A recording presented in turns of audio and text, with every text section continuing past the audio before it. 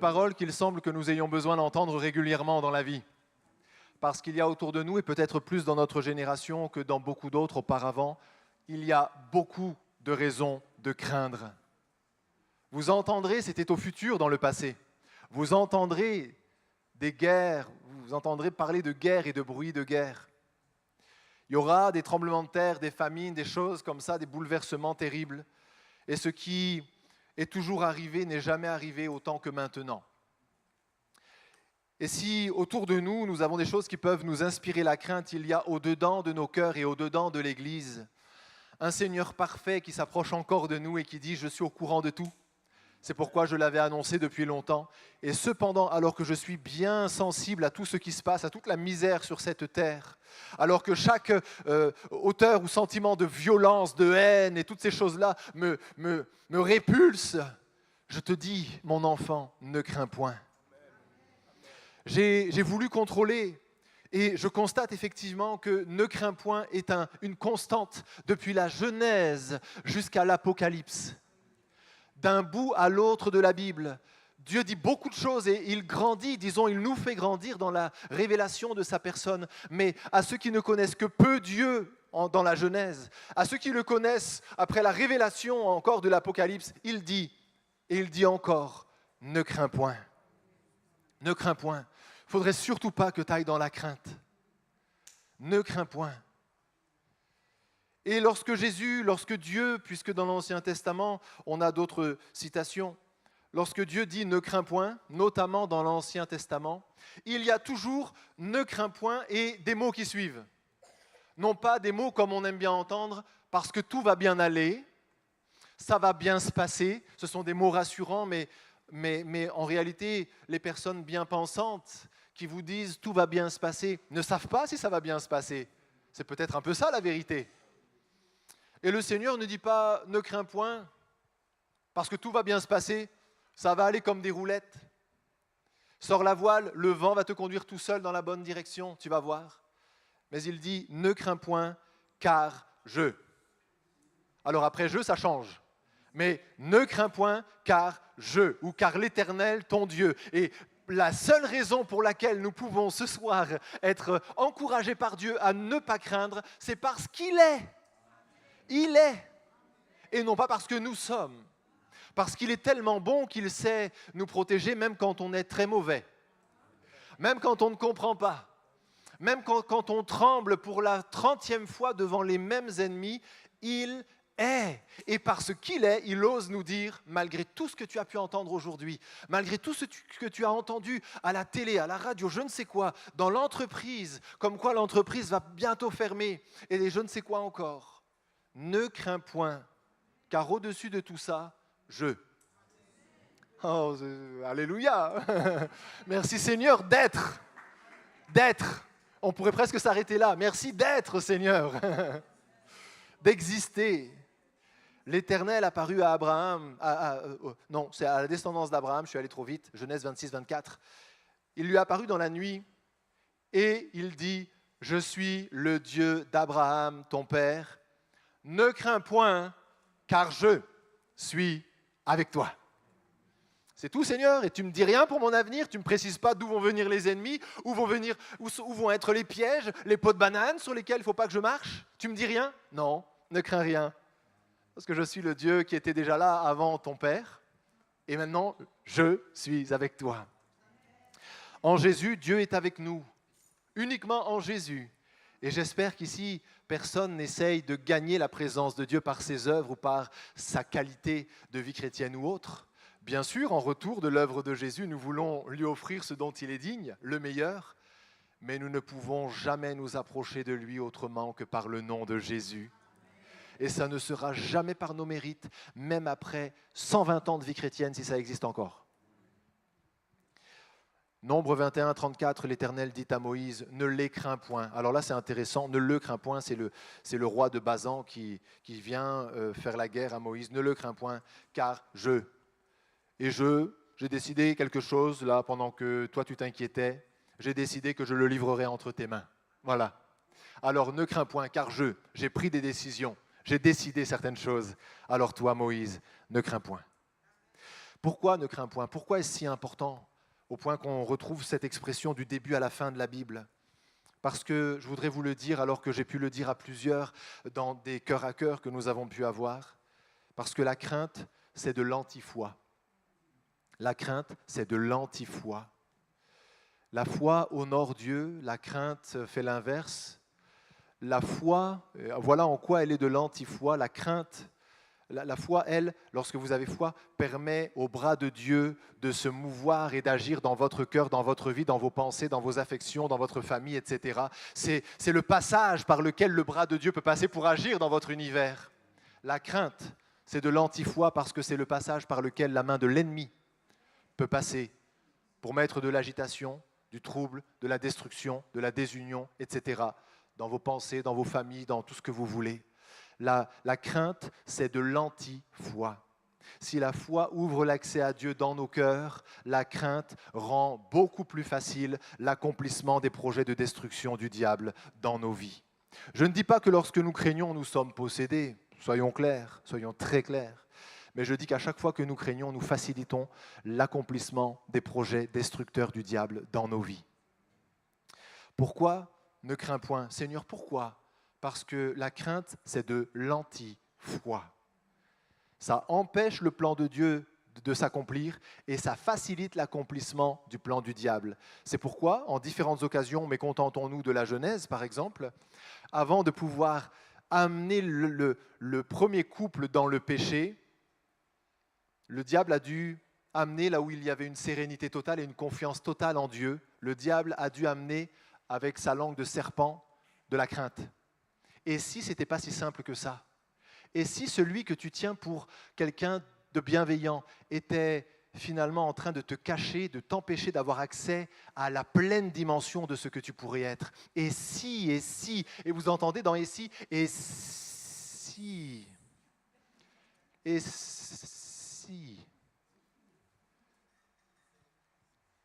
c'est ainsi que de tristes histoires commencent. Vous êtes en paix, vous êtes dans la foi, et la langue de l'ennemi susurre à votre oreille. Et si ce n'était pas si simple que ça? Et si ce Dieu que tu as cru être saint était en fait aussi trouble, aussi faux, tellement faux qu'il serait en train de te cacher une dimension à laquelle pourtant tu as droit?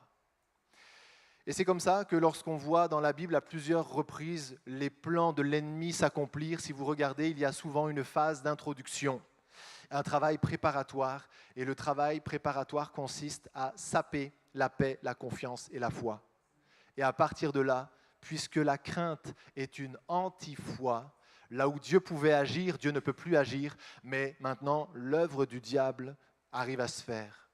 C'est pourquoi nous avons besoin, pour nous protéger nous-mêmes, mais pour nous protéger en tant que famille, alors chacun pour sa famille, mais en tant que famille de Dieu, nous avons besoin de laisser résonner la parole de Dieu qui dit « Ne crains point », parce que sinon ça pourrait mal se passer. Si tu laisses certaines choses t'amener dans la crainte, tu es fini. Tu vas dire des choses qui vont faire le travail du diable, tu vas faire des choses qui vont faire le travail du diable, et un jour, tu reviendras humilié comme jamais parce que tu te seras juste laissé un jour guider par ta crainte au lieu de renoncer à la crainte comme le Seigneur t'invite à le faire. Ne crains point. Commence par fermer la porte de la crainte et laisse Dieu être Dieu. Alléluia. Pourquoi donc ne crains point? Parce que la crainte, c'est de l'anti-foi. Ça met fin à l'œuvre de Dieu et ça fait démarrer l'œuvre du diable. Donc, Seigneur, je crois que tu as raison de m'encourager à ne pas craindre. Pourquoi ne pas craindre? Deuxième proposition. Parce que lorsque nous craignons, nous contribuons à l'accomplissement des craintes que nous abritons. Nous contribuons à l'accomplissement, à la réalisation de ce que nous craignons, des craintes que nous abritons. Lorsque les craintes grandissent en nous et que nous ne les condamnons pas, nous ne les amenons pas au pied de la croix, les craintes peuvent devenir des prophéties autoréalisatrices. Enfin, autoréalisatrices, peut-être pas vraiment parce que ce ne sont pas les craintes qui s'accomplissent toutes seules, mais c'est nous qui, lorsque nous sommes chargés de craintes, faisons en sorte que ce que nous craignons arrive. Et c'est bien dans la Bible qu'on trouve ces mots. Dans Job 3, 25, il est écrit et il parle avec quelque chose qui l'a touché du doigt. Il dit « Ce que je crains, c'est ce qui m'arrive. Ce que je redoute, c'est ce qui m'atteint. » Ce que je crains, c'est ce qui m'arrive. Ce que je redoute, c'est ce qui m'atteint. On pourrait presque dire, ce que je crains, c'est ce que je fais arriver. Ce que je redoute, c'est ce que je fais arriver. Tellement peur. Je vous ai raconté cette histoire de parents qui sont sortis du milieu de la drogue et ils avaient connu le milieu de la drogue avec tout ce qui va avec. Et ils se sont convertis. C'était merveilleux, magnifique. Ils sont sortis de la drogue. Ils ont chanté comme vous et moi le Seigneur Jésus qui sauve, qui change le cœur. Et puis, alors, ils ont élevé leurs enfants dans les voies du Seigneur. Mais ils ont eu tellement peur que leurs enfants, un jour, tombent dans les mêmes choses que celles dans lesquelles ils étaient tombés. Qu'ils ont voulu transmettre la foi à leurs enfants, mais dominés eux-mêmes par la crainte. Alors que leurs enfants n'étaient pas du tout en âge d'entendre ces choses, ils ont parlé à leurs enfants en disant « Les enfants, il ne faut jamais toucher à la drogue, il ne faut jamais toucher à la drogue. Regardez là-bas, et là, jamais. Attention, c'est la drogue, ne touchez jamais. Papa, il a connu la drogue, maman, elle a connu la drogue, il ne faut jamais toucher à la drogue. » Ils leur ont tellement parlé de drogue que les enfants n'avaient pas 10 ans qu'ils étaient fascinés, devinez par quoi? La drogue. Mais c'est quoi ce truc dont on me parle tout le temps? Et lorsque les enfants sont arrivés à l'adolescence, un premier, un deuxième, un troisième, commençaient à avoir des dreadlocks. Alors ça, ce n'est pas un problème, on n'est pas sur des questions de coupe de cheveux, mais ça fait partie d'un univers. Commençaient à porter des vêtements qu'on porte que au Costa Rica et dans des contrées à la Havane. Et ils sont tombés dans la drogue, 1, 2, 3, parce que les parents avaient tellement peur que leurs enfants touchent à la drogue qu'ils les ont mis en garde à un tel niveau qu'ils ont créé une fascination. Ils ont fait arriver ce qu'ils souhaitaient ne jamais voir arriver. Je ne jette pas la pierre à ses parents, nous sommes tous faits de la même pâte. Ce que cette histoire nous enseigne encore, c'est que la crainte ne fait rien arriver de bon. Jacob gardait Joseph près de lui parce qu'il était le premier fils de la femme qu'il aimait. Alors normalement, on n'a qu'une femme et la femme qu'on a, on l'aime. Mais lui, il avait plusieurs femmes. On est dans des conditions de vie un peu particulières. Et parce que Joseph était le fils que sa femme aimée, son épouse aimée lui avait donné, il l'aimait et il redoutait de le perdre un jour. Alors il le gardait près de lui. Il essayait de le prémunir contre tous les dangers et lorsqu'il envoyait les fils de ses autres femmes garder les troupeaux au désert ou ailleurs, lui gardait Joseph près de lui, minimisait les risques, pour que jamais il ne le perde. Il savait que la vie était dangereuse parfois et il ne voulait pas perdre son fils Joseph, alors il le gardait près de lui. Et puis pour lui manifester encore une fois son affection et qu'il comprenne le gamin qu'il ne fallait pas qu'il prenne de risques parce que son père tenait tellement à lui, il lui a fait une tunique de plusieurs couleurs. Et là, les frangins, ils ont commencé à avoir du mal à avaler parce qu'il y avait quelque chose qui restait coincé au travers de la gorge. Et puis Dieu a parlé à Joseph et comme Joseph était le préféré à son père, peut-être que son père ne lui donnait jamais les leçons de vie qu'il avait besoin d'entendre. Peut-être était-il un peu prétentieux par ailleurs, ça on ne sait pas le dire. Mais toujours est-il que dès que le Seigneur lui a parlé en rêve, en songe, le lendemain matin, il a commencé à rassembler toute la famille. « J'ai fait un rêve, j'étais la star et vous étiez mes fans. J'étais votre idole. » Puis ça recommence encore.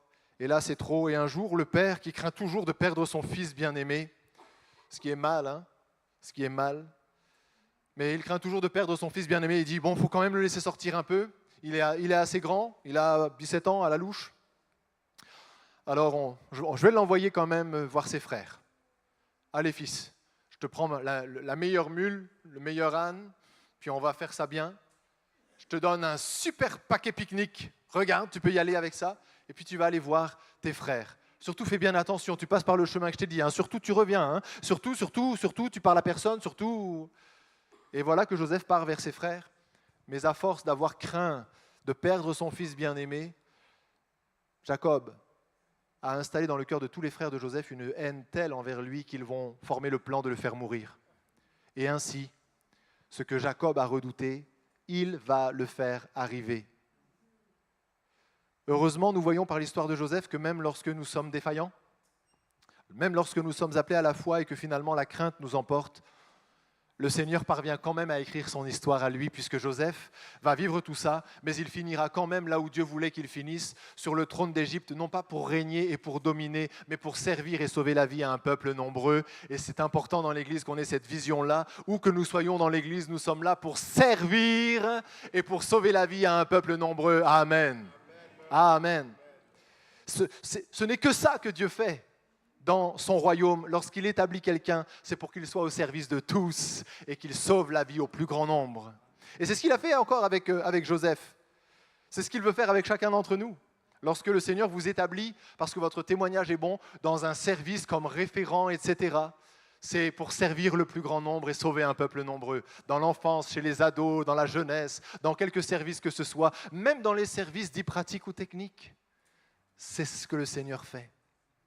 Vous êtes en position pour bénir une équipe de bénévoles, pour parler à leur cœur à chaque fois qu'ils viennent servir dans le service dont vous avez la responsabilité. C'est tellement magnifique. Donc ça n'empêche pas le plan de Dieu de se faire. Mais vous savez que lorsque Jacob a vu le vêtement trempé dans le sang d'un animal pourtant, ce sont encore ses craintes qui l'ont amené dans une certaine interprétation de la scène. Il y a là une preuve de quoi ? Une preuve que Jacob est mort. Non, puisqu'il n'est pas mort. Ce n'est donc pas une preuve qu'il est mort. C'est une preuve que sa tunique est déchirée et a été trempée dans le sang. C'est tout. Ça s'arrête là. Mais sa crainte est tellement oppressante finalement dans son cœur que lorsqu'il voit le vêtement déchiré et marqué de sang, sa crainte lui dit c'est arrivé, ça y est, c'est arrivé, il est mort. Et il ne peut considérer aucune autre option d'interprétation parce que la crainte qu'il habite depuis des années de perdre son fils préféré l'amène dans une voie d'interprétation qui va le plonger, alors que Dieu ne va pas être empêché d'accomplir son plan.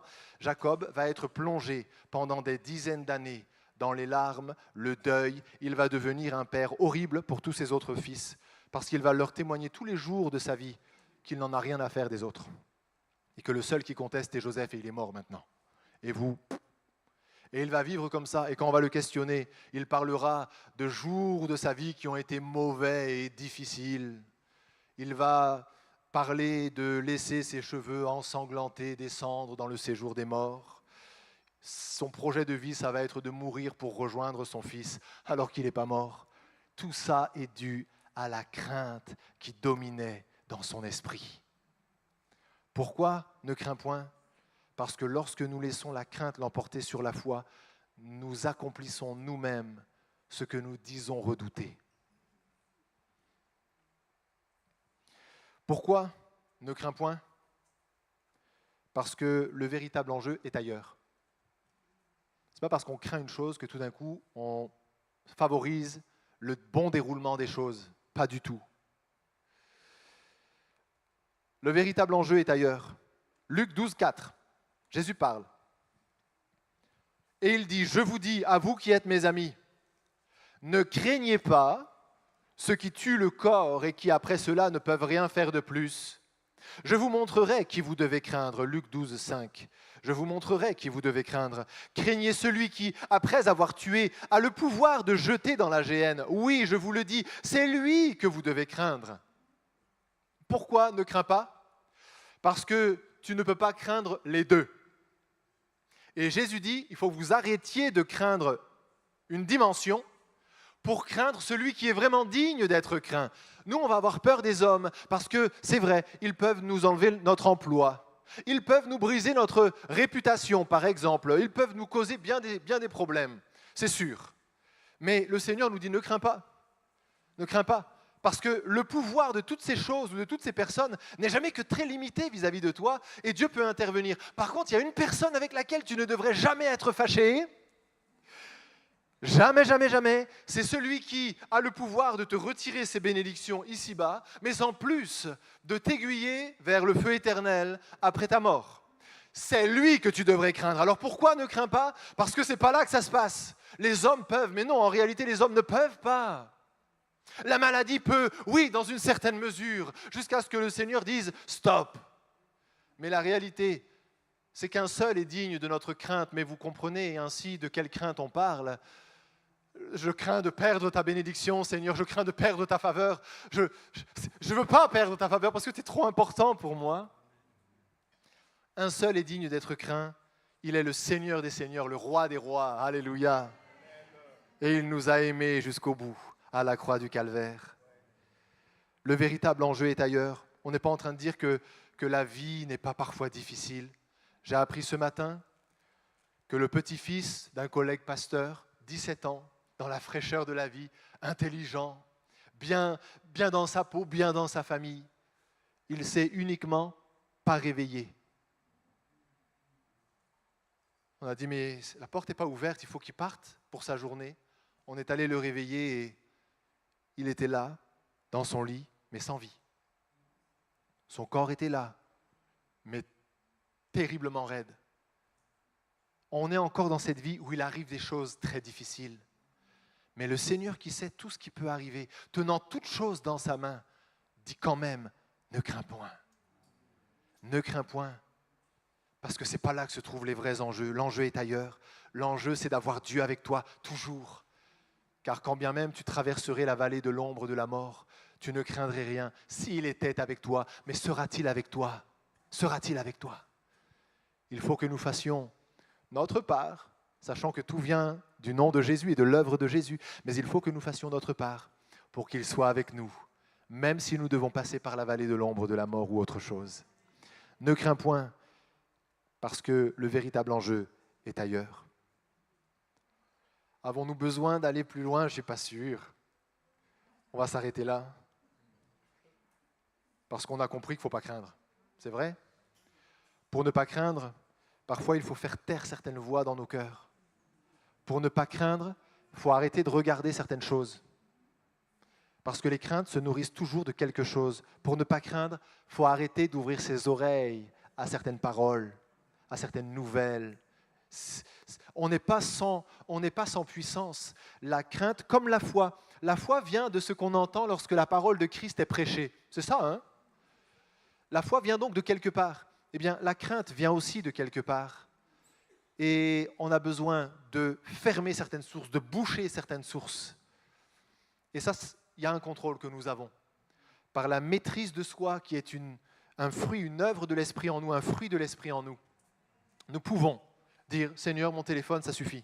Seigneur, les écrans, je passe des heures dessus et je m'aperçois que ça nourrit mes craintes. Je suis bombardé de messages de jeunes qui disent « Ouais, la vie, elle est pourrie, on va tous se suicider. » J'en sais rien. Mais il y a tout sur les réseaux. Il y a tout. Et dès que vous cliquez sur un truc, on vient vous nourrir, déverser toutes les poubelles de la planète entière dans votre téléphone. Non, pardon, dans votre cœur, dans votre tête, dans vos pensées. Et vous avez besoin de comprendre que si des craintes ont pris le pouvoir sur vous, et si vous êtes appelés à ne plus craindre, vous avez besoin de prendre des positions fortes et de boucher certaines sources. Parce qu'autant il y a des sources pour la foi, autant il y a des sources pour la crainte. Je ne peux pas boucher ces sources pour vous. Vous êtes seul maître ou maîtresse de vos oreilles. À qui vous les ouvrez, à qui vous les fermez, devant quoi vous ouvrez vos yeux, devant quoi vous les fermez. Je n'ai pas le pouvoir. Mais le Seigneur vous dit, moi j'ai un projet pour toi, c'est que demain, après-demain, dans une semaine maximum, tu n'aies plus de crainte. Tu ne craignes plus. Que la paix que tu connaissais avant, que tu goûtes encore à cette paix-là. Mais je t'ai donné un pouvoir, ça s'appelle la maîtrise de soi. Et c'est toi qui es responsable de tes oreilles, de tes yeux, de où tu vas, de ce que tu fais, de qui tu côtoies, de ce que tu exposes à tes yeux, etc. C'est toi qui es responsable. Il ne le dit pas comme dans un geste de désintérêt, mais pour nous rappeler que s'il a un projet, nous avons notre part à faire. Tout ne tient que sur Jésus, mais marcherons-nous d'une manière digne de la vocation qui nous a été adressée sur le chemin de la paix? Alléluia. Il est le prince de paix et ce soir, il répand encore la paix dans chacun de nos cœurs. Comme c'est bon d'être au même endroit que le Seigneur au même moment, d'être là où il est et de se laisser traverser par son esprit, par les choses qu'il veut déposer en nous. Alléluia. Alors, je pense bien que vous avez des craintes, mais il faut les vaincre. Il faut les vaincre. C'est l'appel de Dieu pour toi, mon frère, pour toi, ma sœur. Quelle est ta plus grande crainte? C'est une vraie question que je veux poser à chacun d'entre vous. Mes frères et sœurs, quelle est votre plus grande crainte aujourd'hui? Est-ce que vous pouvez juste y réfléchir quelques instants? Ça peut concerner votre famille, ou bien justement ça ne concerne pas votre famille parce que vous craignez de ne pas fonder de famille, jamais fonder de famille, peut-être que c'est votre crainte. Peut-être votre crainte c'est de perdre votre emploi, je ne sais pas. Mais il est probable qu'il y ait des craintes dans nos cœurs et qu'au milieu de toutes ces craintes, il y ait une crainte qui soit comme un Goliath, qui dépasse tous les autres de 3, 4, 5 têtes. C'est la crainte que le Seigneur veut dominer ce soir. Pouvez-vous croire que ce n'est pas ce que vous devriez craindre, mais que ce que vous devriez craindre, c'est seulement de perdre la faveur de Dieu et son guidage parfait dans votre vie? Est-ce qu'on peut prier le Seigneur à la fin de ce moment et simplement lui dire « Seigneur, j'ai plus qu'une seule crainte, c'est d'avoir crainte d'autre chose que de toi. » On peut prier le Seigneur, notre Dieu, nous te remercions pour ta parole parce qu'elle nous rejoint dans une réalité que tu connais, qui n'est pas facile à vivre chaque jour forcément. Nous sommes exposés parfois à des choses qui attisent certaines craintes et pourtant, nous comprenons ce soir que tu nous dis, tu nous appelles sur le chemin de la domination de toute crainte par ton Saint-Esprit, par ta parole et par la foi. Seigneur, je confesse que j'ai le pouvoir sur les sources de ma crainte, les sources de mes craintes, et que tu peux me permettre de mettre en œuvre certaines actions simples pour que ce qui nourrit mes craintes aujourd'hui soit éloigné de moi. Seigneur, je crois qu'il y a quelque chose de miraculeux qui vient de toi, mais je crois qu'il y a aussi quelque chose de tout à fait sage et raisonnable que je dois faire moi-même.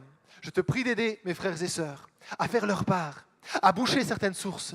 Seigneur, il y a des images qui attisent la crainte. Il y a des choses qui sont passées dans nos oreilles qui attisent des craintes. Il y a des relations qui nourrissent des craintes. Je te prie dans le nom de Jésus de donner à chacun la force, de mettre la distance qu'il faut, de boucher les sources, afin que ce qui nourrit la crainte disparaisse et que la foi l'emporte maintenant. Seigneur, nous constatons et nous confessons que si la foi ouvre l'accès à Dieu dans nos vies, la crainte est une anti-foi et elle ouvre l'accès au diable dans nos vies. Et nous l'avons vécu pour plusieurs d'entre nous. Parce que nous avons craint, nous avons fait arriver des choses qui n'étaient pas dans ton projet, mais qui étaient dans le projet de destruction du diable. Nous te demandons pardon, Seigneur, pour les fois où tu nous appelais à ne pas craindre et nous avons craint. Et en craignant, nous avons fait arriver ce que tu ne voulais pas. Pardon pour cela. Seigneur, s'il te plaît, rends-nous triomphants aujourd'hui. Rends-nous vainqueurs. Nous ne craindrons pas parce que tu es Dieu, parce que tu es là, parce que tu nous as laissé des promesses, parce que tu nous as sortis déjà de toutes sortes d'embûches, parce que tu as été fidèle au travers des millénaires. Comment ne le seras-tu pas à l'échelle de notre petite vie? Seigneur, tu es, et parce que tu es, nous voulons cesser de craindre. Alléluia. Voulez-vous, mes frères et sœurs, dans une prière simple, abandonner quelques craintes